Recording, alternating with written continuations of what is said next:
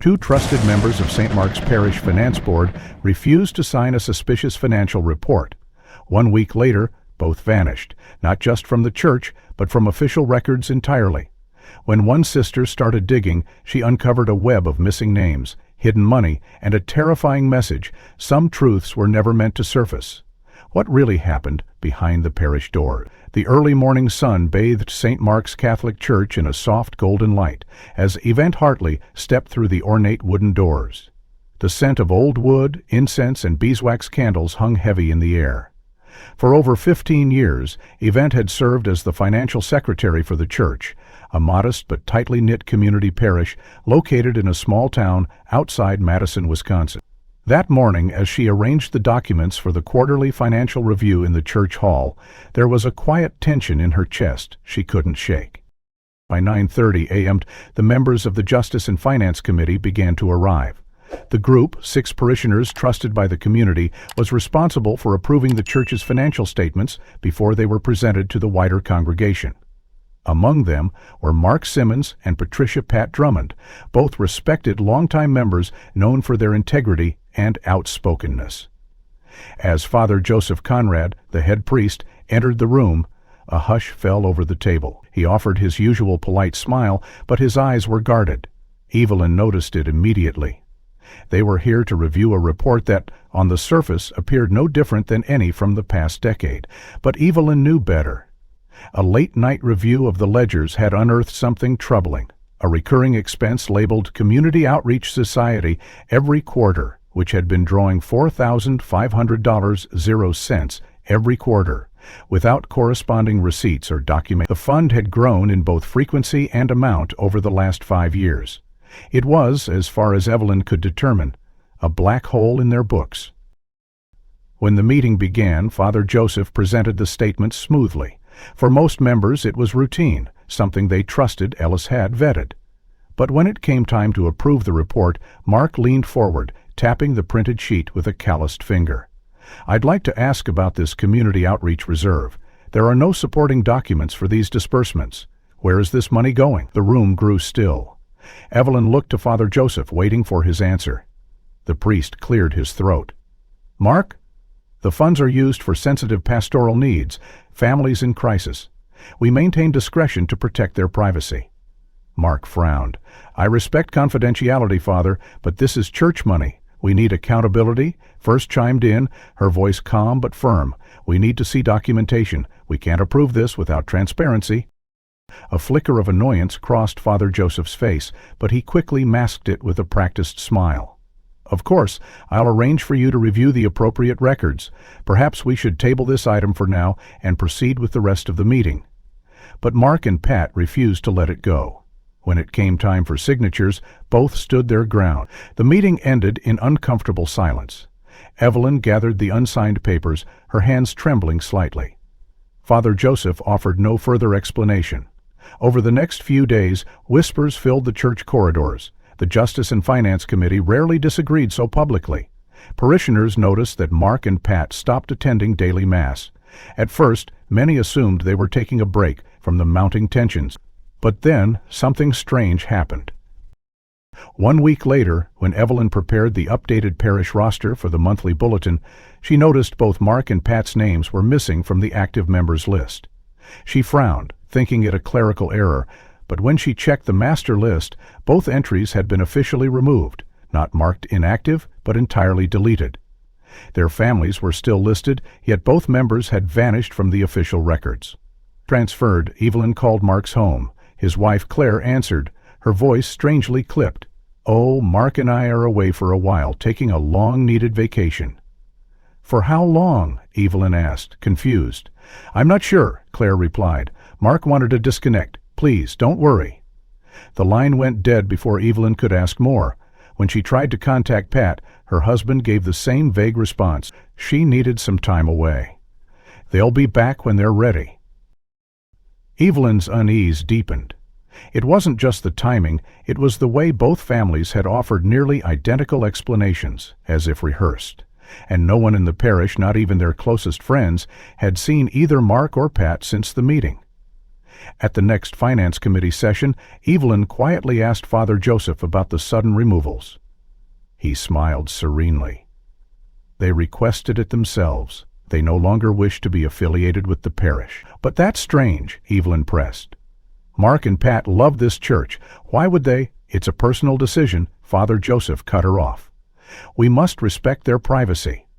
That night, Evelyn lay awake, staring at the ceiling of her modest home. Something was wrong, terribly wrong.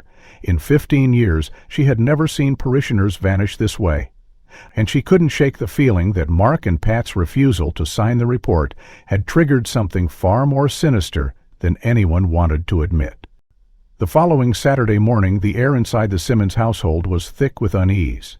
Sarah Simmons, Mark's 28-year-old daughter, had returned home from Chicago the night before, prompted by her mother's cryptic call earlier in the week.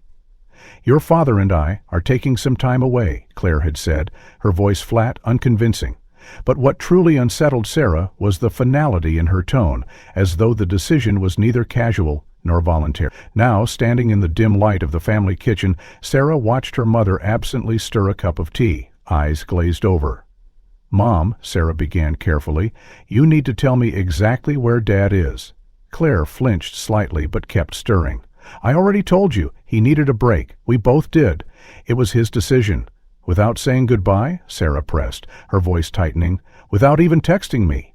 "He wouldn't do that." Claire's hand trembled as she set the spoon down. "Sarah, you're overthinking this. He just needs space." But Sarah's instincts screamed otherwise. She knew her father. Mark Simmons was a creature of habit and principle. He never left unfinished business, and certainly not without informing his daughter. Determined to find answers, Sarah excused herself and retreated to her father's small home office upstairs. The familiar scent of leather-bound books and printer ink greeted her as she entered. His laptop sat on the desk, closed but not locked. Her father had always been trusting about such things. As Sarah powered it on, she pulled out her phone and dialed her cousin, Jeremy, a financial consultant. "Hey, Jer, I need your help. I think something's wrong with Dad." Within minutes, they were screen-sharing via a secured link. Sarah navigated to her father's online banking portal, her heart pounding in her chest. The account balance stared back at her, $327.23. That couldn't be right. Mark's account typically maintained a buffer of at least $15,000, 0 cents. Together, they pulled up the transaction history. Sarah gasped as the list loaded. Over the span of 2 days, nearly every cent had been withdrawn through a series of large ATM transactions and wire transfers to an unfamiliar external account. "Jesus, Sarah," Jeremy muttered. "This is serious. He didn't do this." "No way." "Exactly," Sarah whispered. "Dad would never drain his account like this without telling Mom." They cross-referenced the transaction timestamps. The withdrawals had occurred late at night between midnight and 3 a.m., odd hours for a man who typically rose at dawn and was in bed by 10. Sarah's pulse quickened. Someone had either forced her father to make those transfers or someone else had accessed his account. Fighting a wave of nausea, Sarah took screenshots of the transactions and forwarded them to Jeremy for safekeeping. Then she stormed downstairs, phone in hand. "Mom," she demanded, "did you know Dad's bank account was emptied?" Claire's face went pale. "What? No, that's impossible." Sarah showed her the screen. Claire showed her head, visibly rattled. I didn't know. He didn't tell me. I haven't touched our account." Tears welled in her eyes. "Sarah, what's happening?" "I don't know yet," Sarah replied grimly. "But I'm going to find out." An hour later, Sarah and Claire sat in the sterile, fluorescent-lit lobby of the local police department. Detective Sean Avery, a seasoned officer with a weary expression, led them into a small interview room. Sarah presented the bank evidence and recounted the suspicious disappearance. Detective Avery listened intently, but his tone shifted when Claire hesitantly admitted they had not officially reported Mark missing. "Let me clear," he said, folding his hands on the table. "Is out a formal missing persons report, and considering your husband supposedly left of his own volition, there's little we can do." Sarah's voice cracked with frustration. "But his money is gone. He wouldn't just leave like this." "Something's wrong." Detective Avery sighed. Understand your concern, Ms. Simmons. However, unless there is clear evidence of foul play or a formal request from an immediate family member stating he is missing against his will, we are limited, and your mother says he needed space." Claire looked down, ashamed. I thought that's what he wanted, but now I'm not sure anymore. If you change your mind," Avery continued, sliding a missing persons form across the table, "you can fill this out. Until then, our hands are tied." Sarah left the station seething with helplessness. The system seemed designed to ignore the gut instincts of those who knew their loved ones best. Outside, in the parking lot, the late morning sun beat down, merciless and indifferent. Sarah leaned against her car, fighting tears.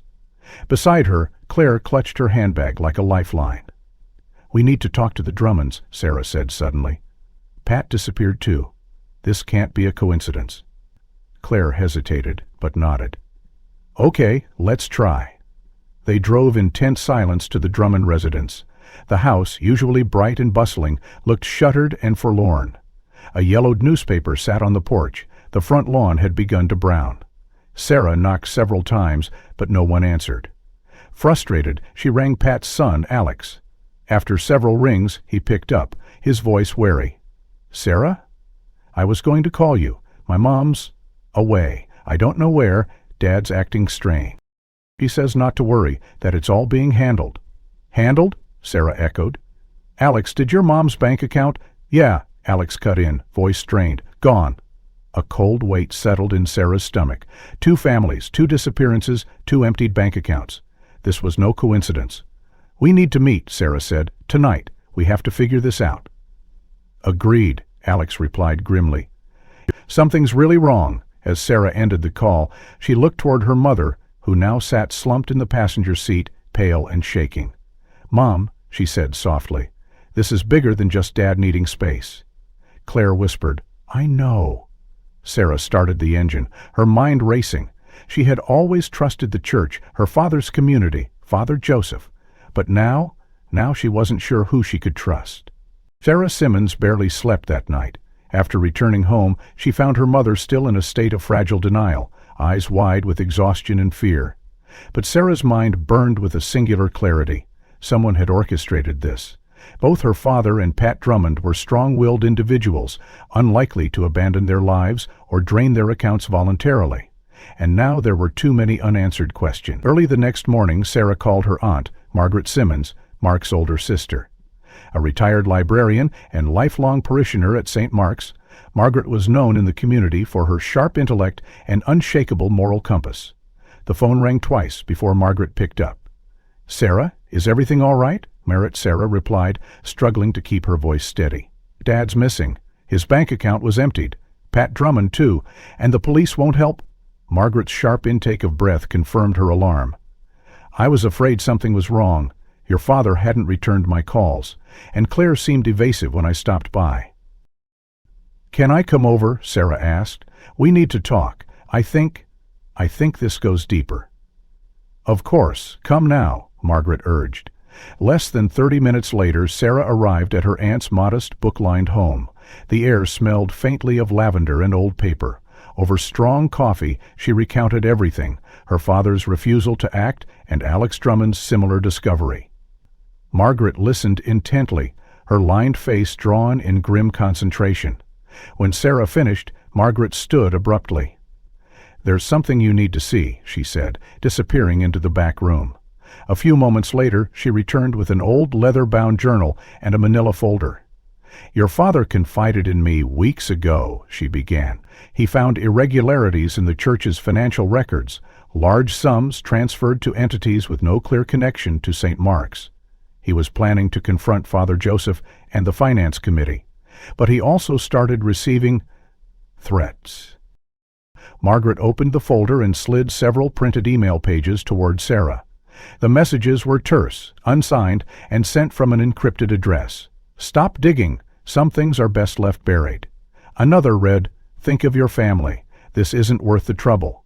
The most recent email, dated 2 days before Mark's disappearance, was chilling in its simplicity. "Final warning." Sarah's hands trembled as she read, "while he was going to the police." "He didn't trust them?" Margaret said quietly. And after so many years in the parish, he couldn't believe things had rotted this far. He hoped to resolve it internally. Margaret's voice broke. But now... I fear they silenced him. Sarah sat back, heart hammering. We need answers, and if Father Joseph is involved, he needs to be confronted. Margaret's expression hardened. Agreed, but be careful. They clearly have reach beyond the church. Fueled by a growing sense of dread and righteous anger, Sarah drove to St. Mark's just after noon. The church parking lot was half full, parishioners drifting in and out for afternoon confessions and quiet prayer. Inside, the sanctuary was dim, shafts of light piercing the stained glass windows, casting fractured rainbows on the polished pews. Sarah bypassed the sanctuary and made her way to the rectory office. The door stood slightly ajar. She knocked firmly. A young administrative assistant named Julia looked up from her desk. "This is urgent," Sarah insisted. "It concerns my father's disappearance. I need to speak with him." Julia hesitated visibly, then disappeared into the inner office. Through the partially closed door, Sarah heard muffled voices.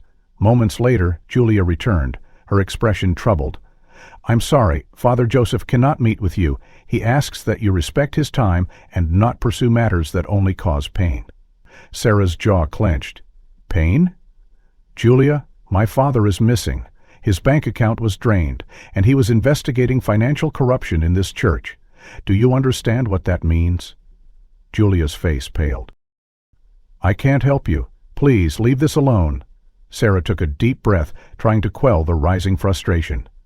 "Then tell Father Joseph I will not be silenced. I will find the truth."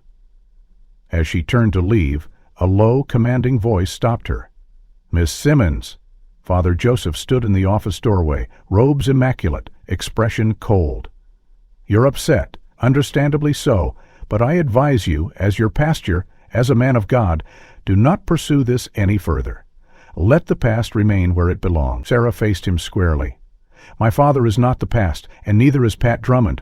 What are you hiding?" His eyes narrowed. "Nothing that concerns you, but meddling will only bring more grief. Consider that carefully." With that, he stepped back into his office, the door closing firmly behind him. Sarah stood frozen for a moment, blood roaring in her ears. Then, without another word, she strode from the rectory, the old wooden floor creaking beneath her determined steps. Outside, the sky had darkened, clouds gathering ominously. As Sarah reached her car, her phone buzzed. A message from Alex. "Found something. We need to meet. Urgent." Sarah gripped her phone tightly as she read Alex's message. "Found something. We need to meet. Urgent." The words burned into her mind as she drove through the rain-slicked streets to the small diner where they had agreed to meet. Alex was already there when she arrived, hunched over a steaming cup of coffee, eyes shadowed with exhaustion and fear. As Sarah slid into the booth across from him, Alex looked up and, without preamble, said, "They're hiding more than we thought." He pushed a flash drive across the table. "I found this in Mom's safe. She must have hidden it before—" "Whatever happened?" Sarah's fingers trembled as she picked it up. "What's on it?"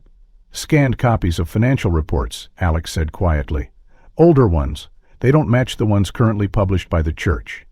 Sarah's heart raced.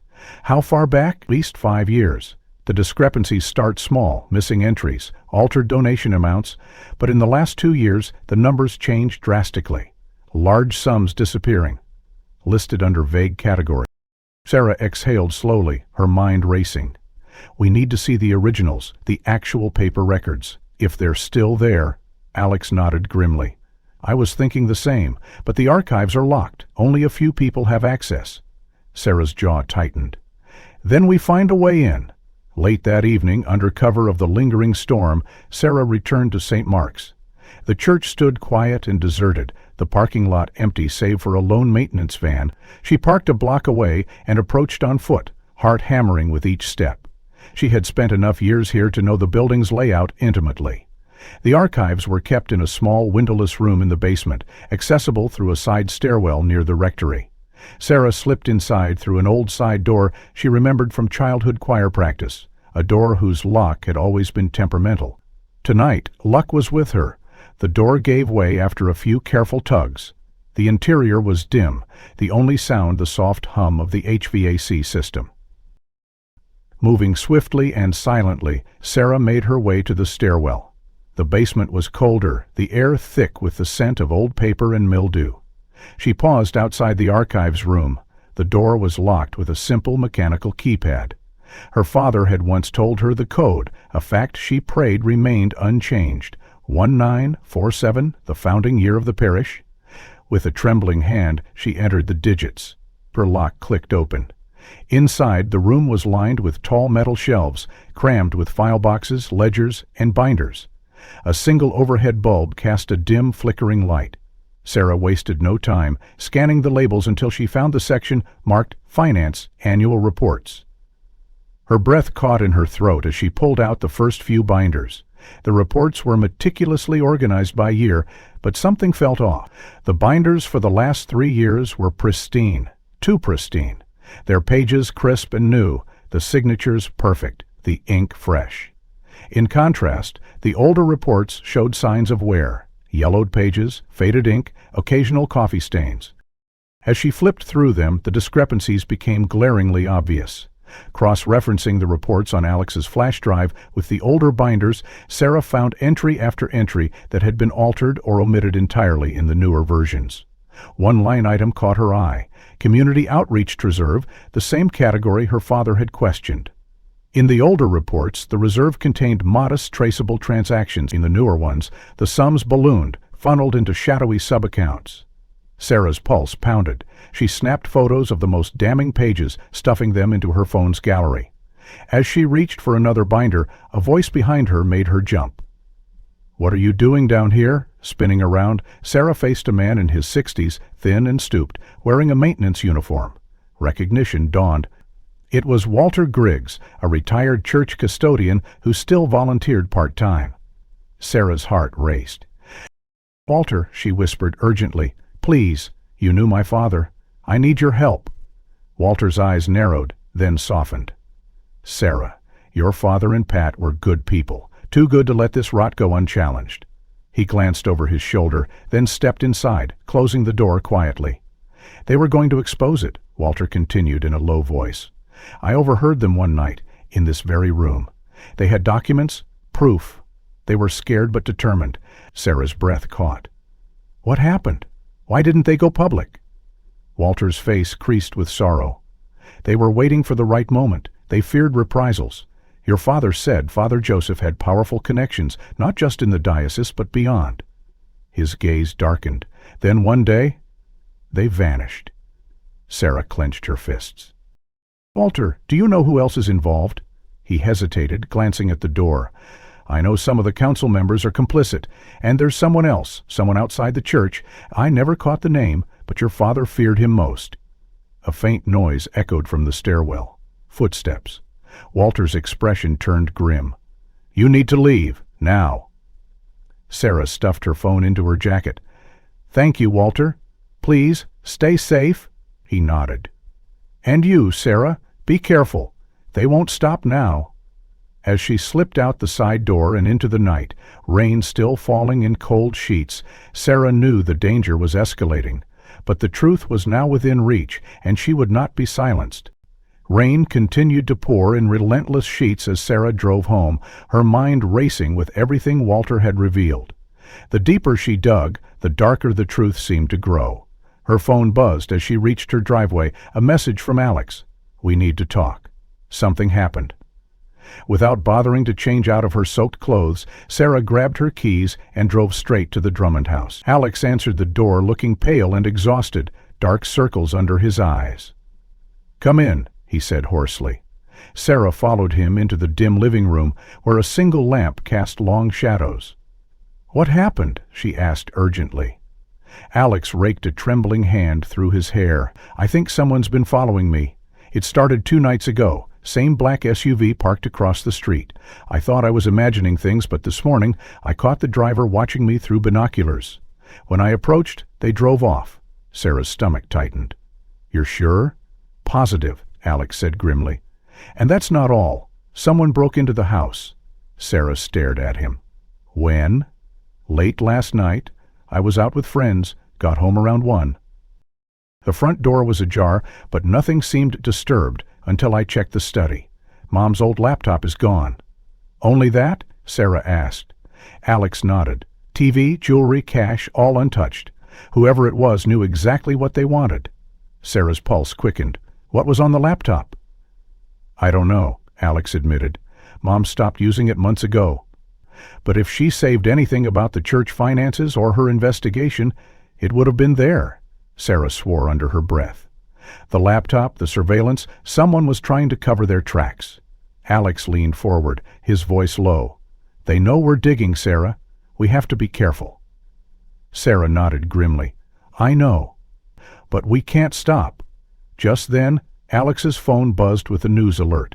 He frowned, unlocking it. His eyes widened. "Oh my God," he whispered. "You need to see this." He turned the screen toward Sarah. It was a grainy, still image from a traffic camera feed circulating on social media. The caption read, "Unidentified distressed woman seen running through downtown Milwaukee." Sarah's breath caught in her throat. The image showed a woman in disheveled clothing, hair matted from rain, eyes wide with terror as she darted through a crosswalk. Sarah's heart pounded. "That's Pat," she whispered. Alex's hands shook as he scrolled through the post.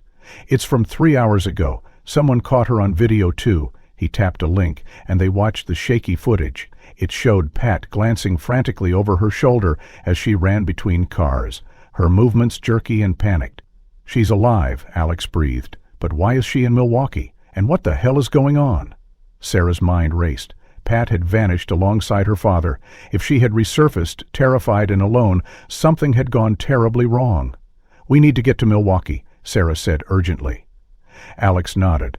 "I'll drive." Within 30 minutes they were on the highway, rain still hammering the windshield. The city lights of Milwaukee loomed ahead, neon reflections shimmering on the wet asphalt. As they drove, Sarah pieced together the implications. Someone had wanted Pat and her father silenced. If Pat had escaped, they would be hunting her and anyone helping her. "We need to be careful," she told Alex. "If they're watching you, they could be watching me too." Alex glanced at her grimly. "Then we watch each other's backs." They reached Milwaukee just past midnight, the streets eerily quiet in the post-storm hush. Sarah had contacted the user who posted the video, a college student named Jenna who had agreed to meet them near the site where Pat was last seen. They found Jenna waiting under a flickering street lamp, clutching her phone nervously. "You're the ones asking about the woman?" she asked. Sarah nodded. "We're her family. Did you see where she went?" Jenna shook her head. "She was running east toward the riverfront. I tried to follow, but she disappeared into the alleys." "I'm sorry." "You did more than enough," Sarah said gratefully. "Thank you." Jenna hesitated, then handed Sarah a small flash drive. "I downloaded the full footage from my friend's dashcam. Maybe it'll help." Sarah took it, heart pounding. "Thank you. Stay safe." As Jenna disappeared into the night, Sarah and Alex reviewed the footage on Alex's laptop in the car. The video showed Pat running frantically, glancing back as if being pursued. At one point she stumbled, gripping her side, then forced herself onward. The video ended as she vanished into a narrow alley near the riverfront. "We checked the alley," Sarah said. Alex nodded, and they set off on foot, the city now a maze of shadows and whispers. The alley was narrow and dark, littered with debris. A faint trail of muddy footprints led deeper in. They followed it in tense silence until it ended abruptly near a locked service door. Sarah pressed her palm against it, cold, unyielding metal. She turned to Alex. "She was here, but where is she now?" Alex scanned the alley, jaw clenched. "We're running out of time." As they stood in the dim alley, a low hum of tires on wet pavement echoed nearby. Sarah tensed, eyes narrowing as a black UCU crawled past the mouth of the alley, its windows tinted black. The same SUV Alex had described. They ducked into the shadows, hearts racing, as the vehicle paused, its engine idling ominously. Sarah pressed her back against the cold brick wall, heart hammering as the black SUV idled at the mouth of the alley. Beside her, Alex held his breath, body tense with barely contained fear. The rain had slowed to a thin drizzle, the wet alley shimmering under the dim glow of a distant streetlight. After what felt like an eternity, the SUV finally rolled forward and disappeared around the corner. Sarah exhaled slowly. "Do you know we're here?" she whispered. Alex nodded grimly. "We have to move." They slipped out of the alley and made their way back to the car, constantly checking their surroundings. Once inside, Sarah plugged Jenna's flash drive into the laptop again, replaying the footage in slow motion. At one point, Pat glanced over her shoulder, mouthing a single word. Sarah froze the frame, leaned closer. "She's saying, 'warehouse,'" Sarah murmured. Alex leaned in. "There's an old warehouse district near the river. We should check it out tomorrow." Sarah agreed, but for now, they needed rest. They drove back to the Drummond house under cover of darkness, determined to plan their next move carefully. The following morning, Sarah returned to her Aunt Margaret's house, where she had hidden the financial documents she photographed from the church archives. Over cups of strong coffee, Margaret helped her comb through them again, determined to find a deeper connection. Hours passed in tense silence, papers strewn across the dining table. "Look at this," she said, pointing to a recurring entry buried deep in the older reports. Sarah leaned over. It was a line item labeled Outreach Partnership Fund, an innocuous-sounding category that appeared quarterly for the past 6 years. "But look," Margaret continued, tracing the amounts. "The transfers have grown larger each year, and they all go to the same recipient, the Covenant Foundation." Sarah's brow furrowed proud of. "I've never heard of it." Margaret opened her laptop and began researching. Within minutes, her expression darkened. "It's a shell," she said grimly. "Minimal public records, but its board members are tied to a private real estate group, Halston Holdings. They've been buying up property all over this county for years." Sarah's pulse quickened. "So the church is funneling money to a fake charity that's connected to a real estate group." "Exactly," Margaret confirmed, "and Halston Holdings has a reputation for shady deals, forcing out tenants, laundering money through property sales." "Your father must have uncovered this." Sarah leaned back, mind racing. If this was true, it explained the scale of the cover-up and why those who questioned it disappeared. She copied every relevant document and sent a secure version to Alex. Just as she hit send, the doorbell rang. Sarah jumped. Margaret peered through the window and frowned. No one's there. Curious and cautious, Sarah opened the door slowly. On the doorstep sat a plain white envelope, worn with rain and time. No name, no return address. Heart pounding, Sarah picked it up and carried it inside. With trembling fingers, she slid it open. Inside was a single sheet of paper in familiar, neat handwriting. "Sarah, if you are reading this, it means I have failed. Please be careful. They will stop at nothing to protect their secret. Trust no one." Sarah's breath caught. It was her father's handwriting, the words raw with urgency and resignation. Her throat tightened painfully. Margaret reached for her hand. He knew they would come for him. Tears blurred Sarah's vision, but her resolve hardened. "Then we have to finish what he started." At that moment, her phone buzzed with a message from Alex. "Found something else. Urgent, meet at the usual spot." Without hesitation, Sarah grabbed her coat. "We're not done yet," she told Margaret. Margaret nodded, eyes fierce. "Go, and be careful." Sarah sped through the rain-slicked streets once again, mind whirling with the revelations. The Covenant Foundation, Halston Holdings, the missing laptop, her father's final warning, all pieces of a puzzle more sinister than she had dared imagine. She reached the small diner where Alex was waiting, eyes wide with fresh alarm. He pushed a printed image across the table. "I dug deeper into Halston Holdings. Guess who's on their board?" Sarah's breath caught as she stared at the grainy photo. Father Joseph shaking hands with the CEO of Halston Holdings at a charity gala. Sarah stared at the grainy photograph Alex had pushed across the diner table, her stomach tightening with dread. Father Joseph, the man she had trusted for years, stood smiling beside the CEO of Halston Holdings. Their handshake was one of camaraderie, not chance. "This is bigger than the parish," Sarah whispered. Alex nodded grimly. "And if your father and my mother knew about this, it explains why they disappeared." Sarah clenched her fists. "We need more, hard proof." Alex hesitated, then pulled out a slip of paper. "There is one more lead. I reached out to someone Dad trusted, Michael Ellis. He used to be the church accountant, left 6 years ago under strange circumstances. He agreed to meet?" Sarah's eyes narrowed. "When?" "Tonight. quiet place. He doesn't trust phones. They left the diner, driving through the rain-slicked streets toward a run-down coffee shop on the edge of town. The place had long since lost its charm, peeling paint, flickering neon sign, but inside it was warm and nearly deserted. In the far corner sat a thin, nervous-looking man in his early 50s, clutching a cup of coffee with shaking hands. Michael Ellis glanced up as they approached, recognition flickering in his tired eyes. "You're Mark's daughter," he said softly. Sarah nodded. "And this is Alex Drummond." Michael's gaze darkened. "I was hoping I'd never have to revisit this, but I guess the time for silence is over." He motioned for them to sit. "6 years ago," Michael began, voice low, "I noticed discrepancies in the accounts. At first small things, duplicate entries, vague expenses. But when I dug deeper, I found that a group within the finance committee had created a network of fake vendors. Money was funneled out through these channels, then laundered through properties bought by Halston Holdings." Sarah's breath caught. "And Father Joseph?" Michael gave a bitter laugh. "Complicit. He approved the transactions, claimed they were for charitable outreach, but the paper trail led straight to him and a few others, Peter Gaines, Margaret Keller, and Edward Novak. They built a machine. Anyone who opposed them was either bought off, discredited, or forced out."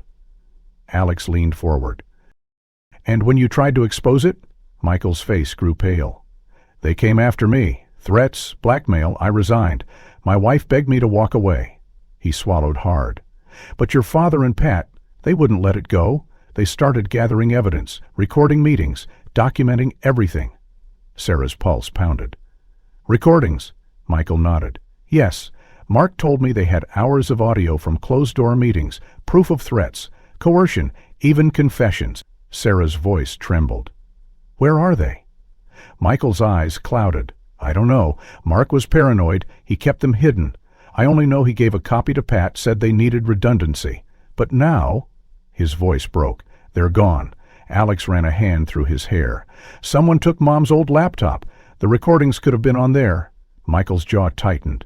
"Then they know you're close. Be careful. They won't hesitate to silence you, too." Sarah looked at him urgently. "Will you testify? Go public?" Michael hesitated, torn between fear and guilt. "If it comes to it," he said finally. "But I need protection." Sarah squeezed his hand. "We'll get you help." "Thank you." They left the coffee shop into the cold night air, minds spinning.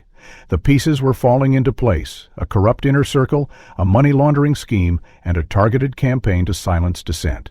But the recordings were the key. Without them, everything remained hearsay. As they drove back toward Margaret's house, Sarah's phone buzzed. A message from an unknown number stopped. Final warning. Sarah showed Alex. His jaw clenched. "They're watching." They reached Margaret's house and hurried inside. Margaret listened gravely as they recounted the meeting with Michael. "Then we must find those recordings," she said firmly. "Without them, we have no leverage." Sarah nodded. "And if they had backups?" Margaret's eyes lit with sudden realization. "Wait." She disappeared into the study, returning moments later with a faded address book. "Before Mark vanished, he told me if anything happened, I should contact an old friend, Paul Garrett. He helped them with tech stuff. If anyone knows where a backup could be, it's him." Sarah's pulse quickened. "We need to find him." Margaret flipped through the pages. "He lives in Greenfield. I have an old number." Without wasting a moment, Sarah dialed. The phone rang 3 times before a gruff voice answered. "Garrett?" Sarah spoke quickly. "Mr. Garrett, I'm Sarah Simmons, Mark's daughter. It's urgent. We need to speak about the recordings." There was a long pause. "Meet me at the old train depot, 10 o'clock. Come alone." The line went dead. Sarah stared at the phone, heart pounding.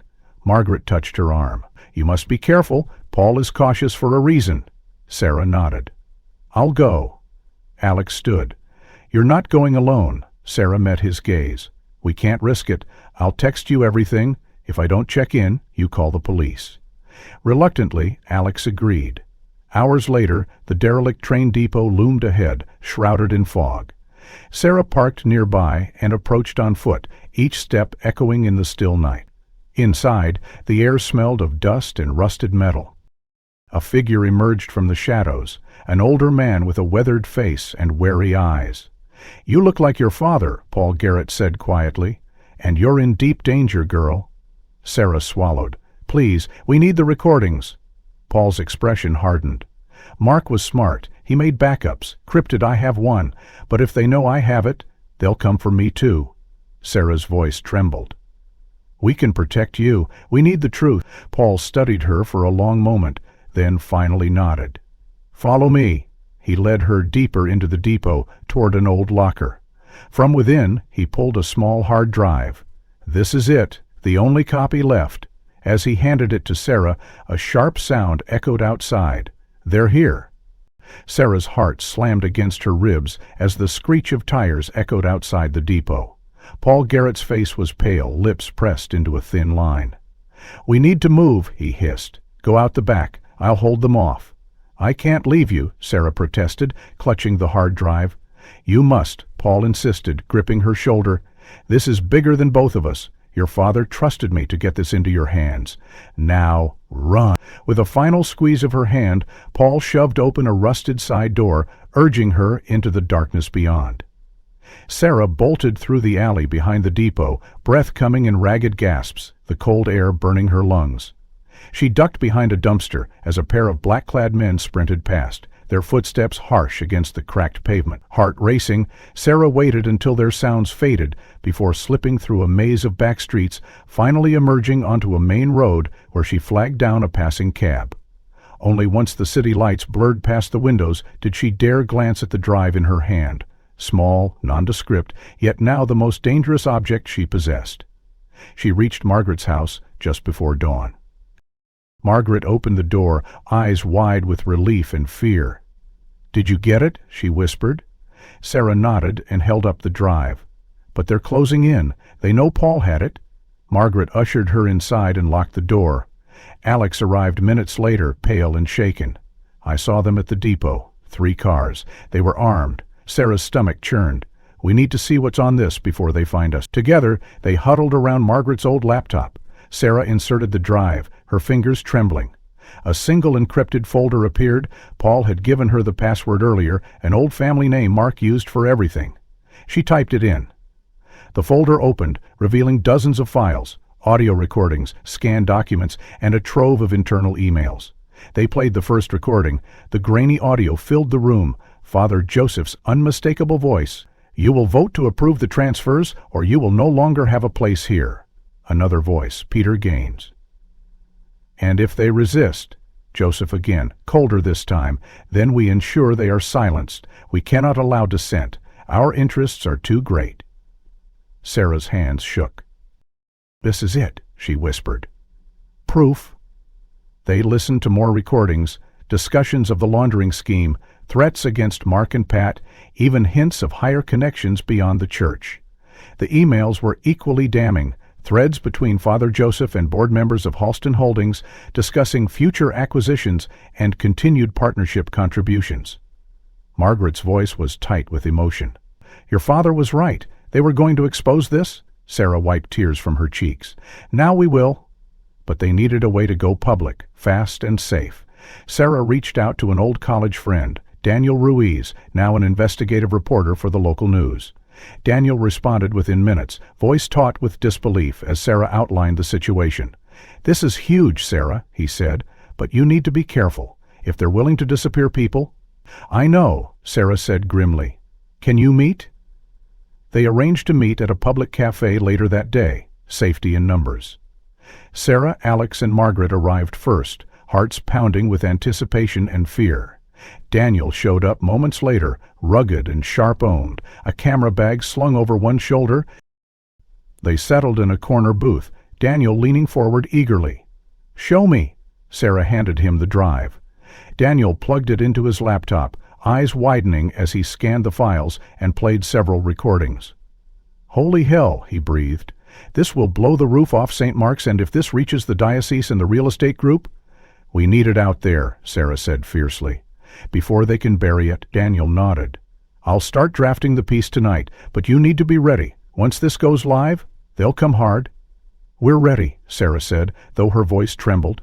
They left the cafe just as twilight descended, the air charged with an ominous tension. Back at Margaret's house, Sarah's phone buzzed, an unknown number. She frowned and opened the message. Her blood ran cold. "You have a family." The message was simple, chilling. Sarah showed it to Alex and Margaret, her hands shaking. "They know." Alex's jaw tightened. "They're trying to scare you off." Margaret gripped Sarah's hand. "We will not be intimidated. We finish this for Mark, for Pat, for everyone they've harmed." Sarah swallowed hard and nodded, resolve hardening in her chest. Sarah stared at the text message still glowing on her phone screen. The words, "You have a family, don't you?" burning into her mind like a brand. The threat was clear. They were watching her, and they wanted her to know it. She forced herself to breathe evenly, forcing back the rising tide of panic. Across the room, Alex paced in tight circles, jaw clenched, while Margaret sat at the dining table, her face pale but resolute. The small living room seemed suddenly suffocating, its old walls closing in. "We have to assume they've hacked our phones," Sarah said quietly. "No more calls, no unsecured texts. From now on, we communicate in person." Alex stopped pacing and nodded. "Agreed. And Daniel? He's already working on the piece," Sarah replied. "He promised to encrypt everything and store backups off-site." As she spoke, her laptop pinged with a new email. Sarah frowned. The address was a string of random characters she didn't recognize. The subject line read only, "For Sarah, urgent." Her heart pounded as she opened it. The body of the message was short. "Sarah, it's Pat. Safe for now. Cannot call. Only email through this channel. They will kill me if they find me." Sarah gasped. "It's Pat. She's alive." Margaret clutched Sarah's arm. "Read the rest." Sarah scrolled down. "I saw your father. We were separated. I don't know if he's alive. The money, Sarah, it's worse than we thought. They laundered it through shell companies tied to Halston Holdings, then offshore accounts, Caymans, Singapore. The trail leads to someone powerful, Robert Hale." "You know the name?" Sarah's breath caught. Robert Hale, former council member of St. Mark's, now a prominent city councilman, rumored to be preparing a run for mayor. Her father had always suspected him, but never found proof. Now here it was, Pat's confirmation. Sarah typed quickly, "Pat, where are you? Are you safe? We can help." The reply came minutes later. "Hiding in safe house. Moved often. No trust. Only contacting you because I saw the news leak is coming. Be careful, Sarah. They are desperate. If Hale goes down, so do many others. They will come after anyone with proof." Sarah's throat tightened. "Pat's terrified, but she's trying to help." Alex leaned over her shoulder. "If she's right, this is bigger than a parish scandal. It's organized crime, political corruption, everything." Sarah's mind raced. "We have to connect the dots. Hale's real estate interests, the offshore accounts, everything." Margaret stood, her voice firm. "We must get this to Daniel now. And prepare for the worst." Sarah nodded, sending Pat's emails in encrypted format to Daniel with a warning. Moments later, Daniel replied, "This blows it wide open. But Sarah, you need to know. Hale has connections in law enforcement. I can't trust the usual channels. I'm pulling in national contacts. Stay safe." Sarah's heart pounded. "They're coming," she whispered. Margaret squeezed her hand. "Then we face them head on." Just then, Sarah's laptop pinged again, another email from Pat. "One more thing, your father recorded a final message, told me to send it if things got bad. It's encrypted. We'll send in parts. Watch for next message." Sarah stared at the screen, hope and dread warring inside her. Father, if his voice still existed somewhere, if they could hear the truth in his own words, it might be the key to taking everything down. She whispered aloud, "Dad, please, help us finish this." Sarah barely slept that night, heart pounding with every new email from Pat. The final message arrived at dawn, a link to an encrypted file and a simple line, "This is your father's last message. Use it wisely." With trembling fingers, Sarah downloaded the file and entered the decryption key Pat had provided. The video opened, grainy, dimly lit, but there he was, Mark Simmons, her father, sitting before a bare wall, eyes weary but resolute. "If you're watching this," he began, voice steady despite the fear in his eyes, "then they've succeeded in silencing me. but they will not silence the truth. He proceeded to lay out everything, how the scheme had started, the key players, the laundering of parish funds through Holston Holdings into offshore accounts, and the growing political influence of Robert Hale. "I fear for my family," Parr said, voice cracking near the end, "but I fear more for what will happen if this corruption continues unchecked. Sarah, if you find this, finish what we started." Sarah sat frozen, tears streaming down her face. Across the table, Alex wiped his eyes, jaw tight. "We have to release it, now." Sarah nodded, resolve hardening. "We will." They met Daniel that morning at a secure location, an old journalist's safe house in the city. Daniel viewed the video with grim determination. "This will shatter them," he said, "but it will also make you a target." Sarah met his gaze evenly. "No. But this is what my father wanted." Over the next 12 hours, Daniel worked feverishly with his national contacts, preparing the story for release across multiple platforms. Sarah, Alex, and Margaret waited in tense silence as the hours dragged by. Then, at precisely 8:00 p.m., the story went live. Headlines splashed across news sites, accompanied by audio excerpts, scanned emails, and the full video message from Mark Simmons. Within minutes, the parish of St. Mark's was in uproar. Phones rang off the hook. Parishioners gathered in small groups, faces stricken with shock and betrayal. The diocese issued an immediate statement of grave concern, announcing that Father Joseph had been relieved of duties pending investigation and quietly reassigned to an undisclosed location. Margaret read the announcement aloud, voice shaking. "They're moving him out before the full storm hits." Sarah clenched her fists. "They're trying to protect him, but it's too late." Sarah and Alex stayed hidden, their safety still uncertain, but Daniel kept them informed. "The story's gone viral," he reported. "National media are picking it up. The feds are starting to look at Hale." Yet amid the storm, one absence loomed painfully: Mark. No word came of his whereabouts, and Pat remained in hiding. Days later, as the initial frenzy settled into a simmering public outcry, Sarah returned to the church, driven by an urgent need for answers. The building stood hollow and tense, shadows of faith and betrayal clinging to every corner. She made her way to the administrative office, now overseen by interim staff, and requested access to the parishioner database, citing her role as her father's legal next of kin. Reluctantly, the staff complied. Alone in the dim office, Sarah scrolled through the membership list, names familiar and dear. Then, with a sinking heart, she noticed anomalies. Several names, old family friends, vocal parish members, were missing. She cross-referenced printed rosters from prior years and confirmed her fear. Over the past 6 years, nearly a dozen names had vanished quietly from the rolls. No explanations, no records of withdrawal. Sarah sat back, hands trembling. This had been going on longer than anyone knew, silent erasure of those who questioned, resisted, or got too close. Her father and Pat were only the latest casualties in a systematic purge. As she stared at the screen, tears welled anew, not only for her father's uncertain fate, but for the countless others whose voices had been stolen. She reached for her phone and texted Alex.